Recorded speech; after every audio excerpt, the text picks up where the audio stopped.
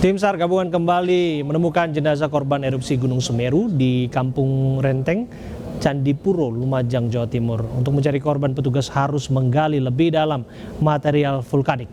Total sebanyak 30 korban meninggal dunia telah dibawa ke RSUD Haryoto untuk diidentifikasi.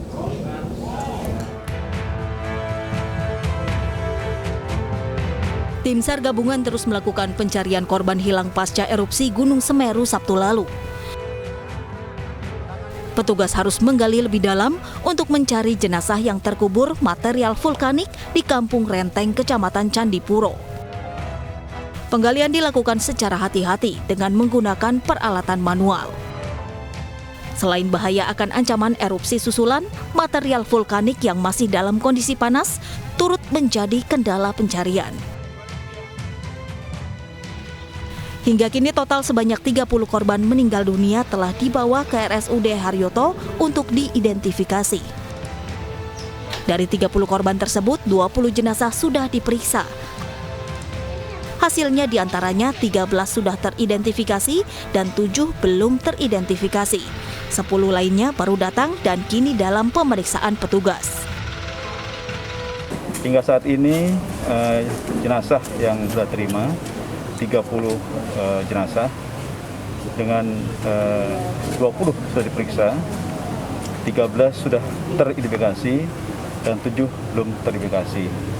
Sementara 10 jenazah baru tiba hari ini dan akan kami mulai periksa identifikasi. Kemudian mungkin operasi ini akan panjang karena melihat suasana di tempat kejadian di lokasi yang cukup berat dan akan kami turunkan tim secara bergantian. Untuk mempercepat proses identifikasi, Dokes Polri akan mengerahkan anggota untuk melakukan pemeriksaan selama 24 jam. Diharapkan masyarakat yang merasa keluarganya hilang bisa menghubungi Posko Antem dan Postmortem RSUD Haryoto.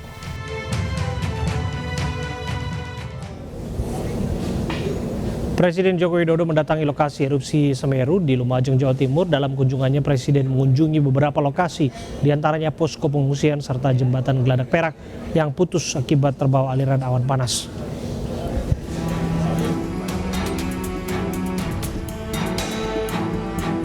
Didampingi Gubernur Jawa Timur Hovifah Indar Parawansa, Kepala BNPB, dan Kapolda Jawa Timur, Presiden Jokowi mendatangi salah satu posko pengungsian, yakni di lapangan Sumberwulu.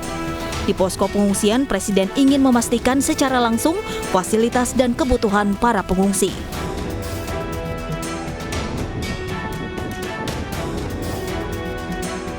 Di sela kunjungannya, selain memantau kondisi dan korban erupsi Semeru, Presiden juga menyempatkan diri membagikan paket sembako pada warga yang berada di sepanjang perjalanan.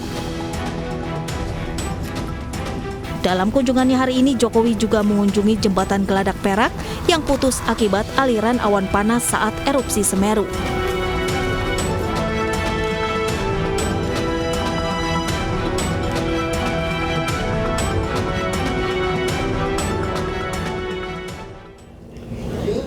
Pemirsa, rekan kami Mahathir Muhammad akan melaporkan langsung di posko pengungsian korban erupsi Gunung Semeru, Jawa Timur.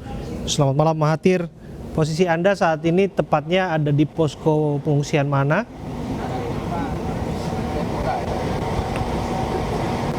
Ya, selamat malam Abe. Tepatnya kami berada di posko pengungsian di Lumajang, tepatnya di Desa Sumberwulu, Kecamatan Candipuro, Abe. Ya, kalau kita ingin mengetahui apa yang terjadi di sana saat ini, utamanya kebutuhan masyarakat. Apa yang paling dibutuhkan, Mahathir, sampai malam-malam hari ini? Oke, sebenarnya apa yang paling dibutuhkan oleh seluruh masyarakat yang berada di Desa Sumberwulu, ini memang kalau warga yang berada di Desa Sumberwulu ini, kebutuhannya sejauh ini hanyalah makanan siap saji dan juga sembako-sembako lainnya. Tadi dari pihak BPBD di belakang kami ini selalu bersiaga dan menyiapkan mobil pick up, di mana mobil pick up tersebut nantinya selalu memberikan atau menghantarkan dari kebutuhan-kebutuhan warga warga. Nantinya warga akan datang ke tenda BPBD atau tenda-tenda pengungsi lainnya atau tenda relawan yang berisikan sembako, nanti akan memberikan data apa sih kebutuhannya selama 1 hari ini. Misalkan kami kasih contoh, ada misalnya salah satu posko relawan atau posko pengungsian di RT 5 misalkan. Nah, di RT 5 tersebut misalkan butuhnya air mineral berapa dus, didata terlebih dahulu. Sehabis itu nanti dia membutuhkan apalagi pakaian-pakaian atau alas tidur. Itu langsung nanti didata, nanti pihak BPBD dengan menggunakan mobil pickup langsung mengirim bantuan-bantuan tersebut kepada warga-warga di sekitar dari Desa Sumberwuluh. Kalau ketersediaan air bersih apakah dirasa cukup? Ya. Nah, itu permasalahan yang cukup besar sebenarnya ya. Kalau air bersih di tempat atau di lokasi kami sempat coba menyambangi beberapa lokasi. Kalau di Desa Sumberwuluh di tempat kami ini, pastinya air bersih ada ya, karena ada beberapa rumah yang aliran listriknya menyala. Namun kalau naik lagi ke radius kilometer yang mungkin lebih dekat dari arah Gunung Semeru, itu sangat kesulitan air. Apalagi di posko ini dari Menteri PUPR selalu mengirimkan air bersih kepada relawan-relawan yang ada di sini. Jadi ada MCK atau toilet portable yang berada di belakang tenda, itu juga airnya sangat terbatas. Jadi untuk air pun yang lebih banyak pastinya air mineral atau air kemasan di sini, Abe. Oke, kami berharap Anda tetap jaga kesehatan di sana ya, Mahathir. Lebih lanjut barangkali kita akan kembali kepada Anda di program lainnya untuk memastikan apa yang terjadi di tempat Anda melaporkan. Terima kasih, Mahathir. Pemirsa, selanjutnya kami akan berbincang bersama dengan pakar kebencanaan Institut Teknologi 10 November, Pak Amin Widodo. Selamat malam, Pak Amin. Malam, Mas.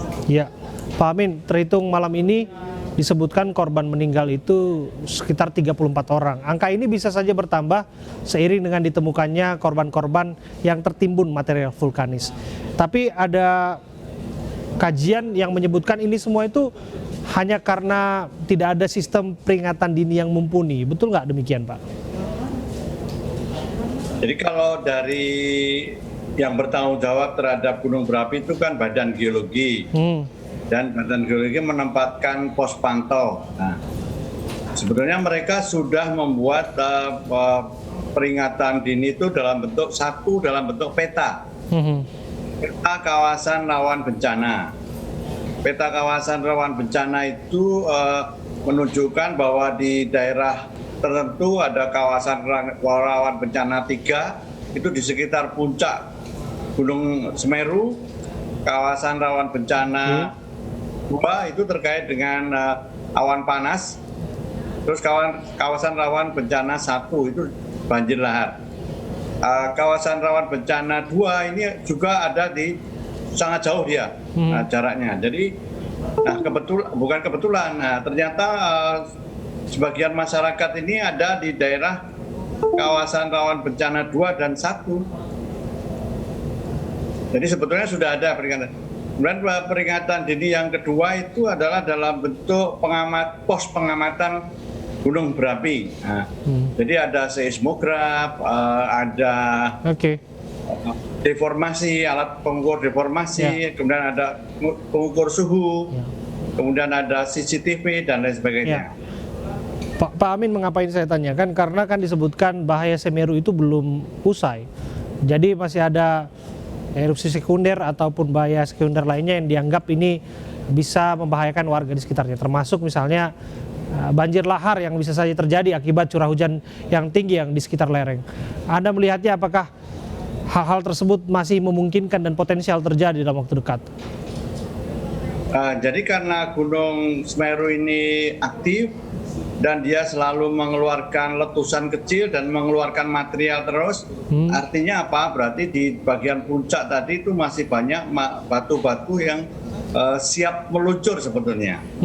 Jadi bisa bersama dengan hujan tadi, maka dia bisa meluncur nantinya seperti yang pernah terjadi.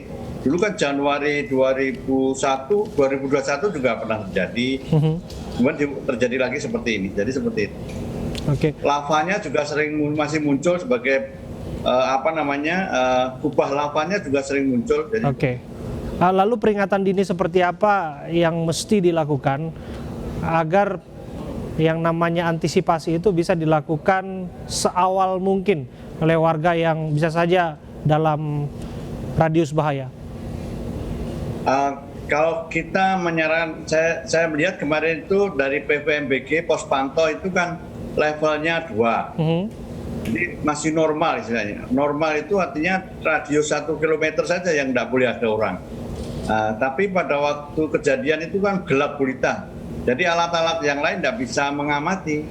Dan itu ternyata terjadi satu guguran lava yang guguran awan panas tadi yang menyebabkan kudus gembel tadi yang menuju ke bawah, dan itu ternyata bawa material menyebabkan untuk kudus gembel ini kan memang lazim ya dalam setiap erupsi gunung berapi. Terakhir saya ingat banget itu yang ada di Gunung Merapi di Yogyakarta. Pak Amin, itu juga kan termasuk salah satu yang berbahaya waktu itu dan menelan tidak sedikit korban jiwa. Tapi seharusnya kan kita bisa saja sudah melakukan antisipasi sedini mungkin, Pak. Bagaimana Anda melihatnya? Itu tadi sebenarnya peta itu sudah ada. Kawasan rawan bencana 2 tadi sudah disebutkan. Kawasan rawan bencana 2 itu rawan terhadap awan panas tadi. Tapi banyak orang bermukim di daerah situ. Nah, jadi apakah artinya Anda menyarankan sebaiknya ke depannya relokasi saja? Jadi tidak ada lagi warga yang tinggal di sana? Ya, mestinya relokasi ini jelas sekarang itu sudah apalagi sudah terkubur. Kita menyarankan sih relokasi supaya itu aman. Tapi kalau misalnya dulu itu misalnya menempati di daerah itu, mestinya dia siaganya berbeda dengan siaga yang di luar. Ya, dia harus persis, harus lebih hati-hati di daerah situ. Ya, ini juga akan panjang juga urusannya, Pak Amin, karena kan warga di sana juga bercocok tanam kan di wilayah-wilayah yang tergolong subur. Kalau begitu mereka harus masyarakat harus membuat early warning sendiri. Misalnya jadi membuat semacam zaman dulu ada kentongan yang bisa dari hulu ke hilir. Jadi ada mungkin ini dalam bentuk mungkin tombol bahaya semacam gitulah. Jadi dipencet di bagian atas, di bawahnya juga ikut dan semua harus bersiap mengungsi seperti itu. Ya, terima kasih Pak Amin, nggak ada salahnya bahwa bahu-membahu untuk saling mengingatkan satu sama lain selain pemerintah dan juga bersama dengan warga yang ada di sana. Terima kasih Pak Amin. Kita akan menuju ke Cucu Donartono di pos pengamatan Gunung Api Semeru di Gunung Sawur, Lumajang, Jawa Timur. Selamat malam Mas Cucu. Kalau selamat malam, Abra. Yang bisa dipantau dari sana, apa kira-kira yang ingin disampaikan kaitannya barangkali terkait dengan pencarian korban yang hilang?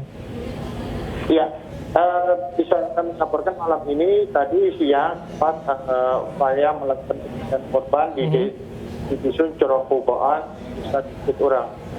desa Sumberwulu. Tapi akhirnya pencarian tersebut tidak dilanjutkan karena kondisi cuaca yang sangat buruk, di mana petugas pos pemantauan Gunung Semeru di Pos Sawur menginstruksikan kepada tim SAR yang bergerak di lapangan untuk menarik diri dan menjauh karena di atas telah terjadi hujan yang cukup sedang bahkan gunung tebal. Itu benar. Oke. Kalau dipantau baik itu melalui alat-alat yang tersedia di sana, apakah potensi bahaya erupsi susulan masih mungkin terjadi? Ya, untuk terkait erupsi ini tidak terjadi. Yang menjadi ancaman yaitu terjadinya guguran awan panas dari bukaan kawah Jonggring Salopo Gunung Semeru yang hampir setiap hari terjadi 1 kali 2 kali dengan intensitas cukup besar, sedang hingga kecil. Terakhir ini soal pasokan listrik tersedia ya di tempat Anda melaporkan ya Mas Cucu? Iya, untuk pasokan listrik di daerah Candipuro alhamdulillah mulai Sabtu terjadinya erupsi guguran awan panas sampai saat ini tidak terganggu. Yang terganggu adalah pasokan listrik ke daerah Pronojiwo Utari yang kurang lebih 30.000 pelanggan listrik yang daerah Pronojiwo menjadi bencana. Kita berharap semuanya segera diperbaiki secepat mungkin. Terima kasih Mas Cucu. Tetap jaga kesehatan Anda di sana. Pemirsa, saat patroli seorang anggota Polwan ditampar oleh prajurit TNI. Informasinya saat lagi.